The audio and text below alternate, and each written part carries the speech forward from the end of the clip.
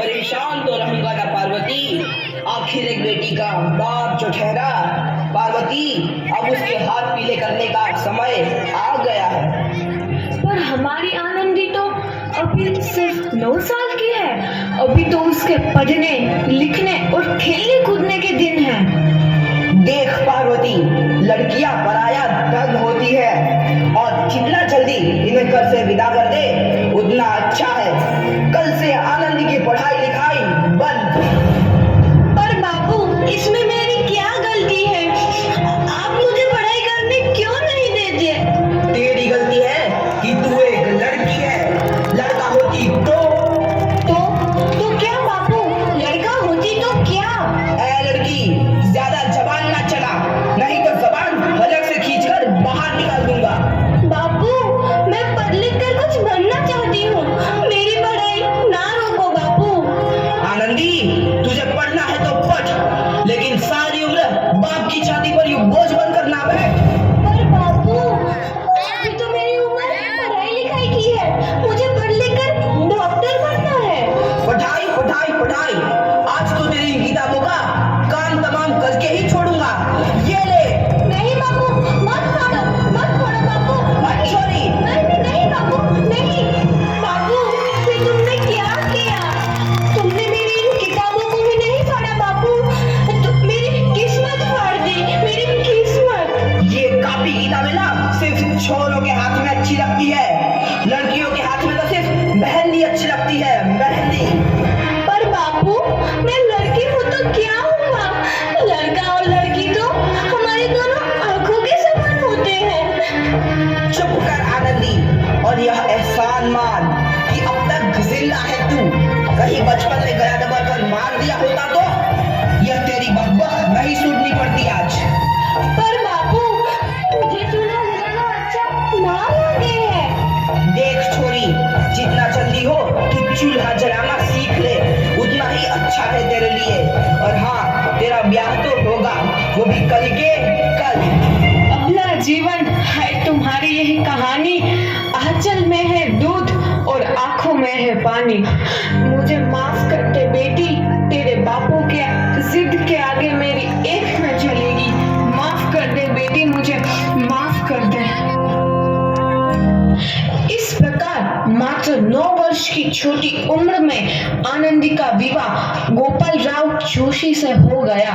बाल विवाह एक सामाजिक कुरीति है और इस कुप्रथा का शिकार होना पड़ा आनंदी को।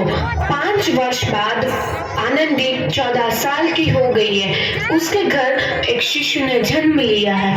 देखते हैं आगे क्या हुआ। देखिए ना, इसे क्या हो गया है? इसका माता तो अंगार की तरह है। इससे तो बहुत तेज बुखार है। आप बिना कुछ भी बोलते हैं। दीजिए मुझे। माधव, माधव, जल्दी से वैद्य जी को बुला के लाओ। जी, अभी बुला के लाता हूँ। ये तुम क्या कर रही हो आनंदी? भगवान की विभूति लगा रही हूँ। बस करो आनंदी, ये सब अंधविश्वास है। अरे आप यकीन तो कीजिए, भगवान की कृपा से इसका माथा ठंडा हो रहा है और बुखार भी उतर गया है ना बाबू? देखिए, दीजिए मुझे। उठो बाबू, आंखें खोलो, तुम्हें तुम्हारी माँ बुला रही है। आंखें खोलो, देखिए ना इसे क्या हो गया है। आंखें भी नहीं खोल रहा। आंखें खोलो बेटा। आप चुप क्यों है? आंखें खोलो बेटा, आंखें खोलो। आनंदी, हमारा बेटा कभी आंखें नहीं खोलेगा। नहीं, ऐसा नहीं हो सकता। मेरे बेटे को मुझसे कोई नहीं छीन सकता, कोई नहीं छीन सकता। पागल मत बनो आनंदी। माधव, माधव। आनंदी, बंद करो ये पागलपन। भगवान ने मेरा बच्चा छीन लिया। भगवान ने नहीं, तुम्हारी अशिक्षा और अंधविश्वास ने तुम्हारा बच्चा छीना है। अगर तुम पढ़ी लिखी होती तो आज हमारा शिशु जीवित होता। तुम अनपढ़ थे आनंदी, अनपढ़। नहीं, अब मैं अनपढ़ नहीं रहूंगी। नहीं रहूंगी मैं अनपढ़। मैं पढ़ूंगी ताकि कल किसी और आनंदी को इलाज के अभाव में अपना बच्चा ना खोना पड़े। शाबाश। के लिए प्रायश्चित भी है। जब से देखा तू है नबी। आनंदी, तुम्हारी 12वीं का परिणाम आ गया है। तुमने पूरे कॉलेज में प्रथम स्थान अर्जित किया है। दिल खुश चाहा तेरी तो आनंदी, तुम्हारी मेहनत रंग लाई है। तुम्हें शिक्षा वृत्ति मिली है। ये लो तुम्हारे अमेरिका जाने की टिकट। मुझे शिक्षा वृत्ति मिल गई, मैं अमेरिका जा रही हूँ। पर ये सब मैं अकेले कैसे कर पाऊंगी? आनंदी, अपना आप को इतना कमजोर क्यों समझ रही हो? फिर इतना पढ़ने लिखने का क्या फायदा? तुम अभी गवार की गवार नहीं हूँ मैं अब गवार।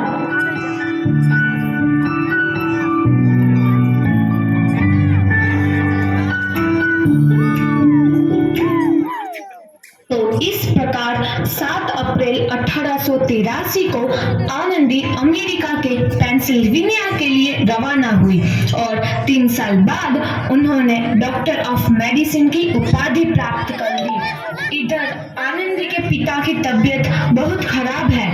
आगे क्या होता है देखते हैं। लगता है अब मेरे जाने का समय आ चुका है। अब मैं नहीं बचूंगा। ऐसा मत बोलो। शहर के सिटी हॉस्पिटल में अमेरिका से डिग्री लेकर कोई बड़ा डॉक्टर आया है। एक बार वहां चलकर दिखा लेते हैं। हाँ, सही बोला भैया। कम से कम दिल को तसल्ली तो मिल जाएगी।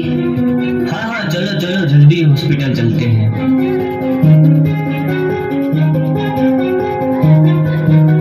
इस मरीज की हालत तो बहुत ही खराब है। कोई चमत्कार ही इसे बचा सकता है। ऐसा मत बोलो भाई। डॉक्टर साहब कब तक आ जाएंगे? लो आ गई डॉक्टर मैडम। डॉक्टर मैडम, जल्दी देखिए, मरीज की हालत बहुत ही खराब है।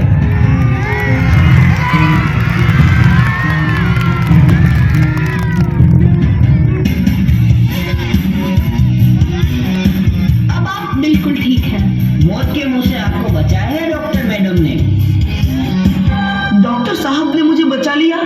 मुझे मिलना है डॉक्टर साहब से। डॉक्टर साहब नहीं, डॉक्टर मैडम बोलो। डॉक्टर मैडम, उन्होंने ही तुम्हें जीवन दान दिया है।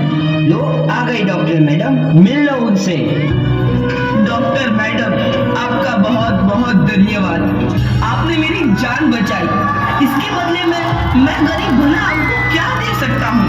वचन वचन चाहिए मुझे कि कभी ये नहीं कहोगे कि लड़कियां कुछ नहीं कर सकती। वचन? ये कैसा वचन? अरे श्यामलाल, तुमने पहचाना नहीं? तुम्हारी बेटी आनंदी। आनंदी? मेरी बेटी आनंदी डॉक्टर? हाँ बापू, वही आनंदी जिसके लिए बचपन में तूने चूल्हा और दूल्हा के अलावा कुछ नहीं सोचा था। आनंदी, आनंदी मेरी बेटी, मुझे माफ कर दे। मैं तेरा गुनहगार हूँ बेटी। नहीं नहीं बापू, वही आनंदी जिसके हाथ पीले करके तुम उसकी सारी जिंदगी काला कर देना चाहते थे। माफ कर दे मुझे मेरी बच्ची, माफ कर दे। मैं तेरा अपराधी हूँ मेरी बच्ची, माफ कर दे। नहीं बापू, मैंने तो तेरा एहसान चुकाया है। याद है ना अपना एहसान जो बचपन में तुमने मुझ पर किया था? ताने सुना सुना कर जीते जी मार डाला था मुझको। अब बोल, और किस किस को मारेगा? आनंदी बेटी, मुझे माफ कर दे मेरी बच्ची। मैं तेरा गुनहगार हूँ। बापू, आपने ही तो बोला था किताबें सिर्फ बेटों के हाथ में अच्छी लगती है, बेटियों के हाथ में तो सिर्फ मेहंदी।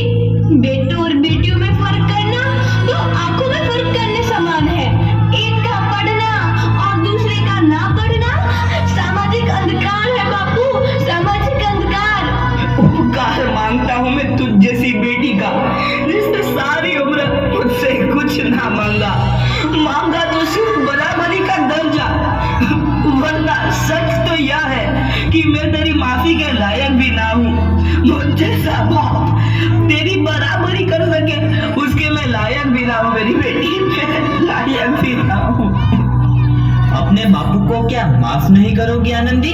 माफ कर दो आनंदी, माफ कर दो। सुबह का भूला यदि शाम को घर लौट आए तो उसे भूला नहीं कहते।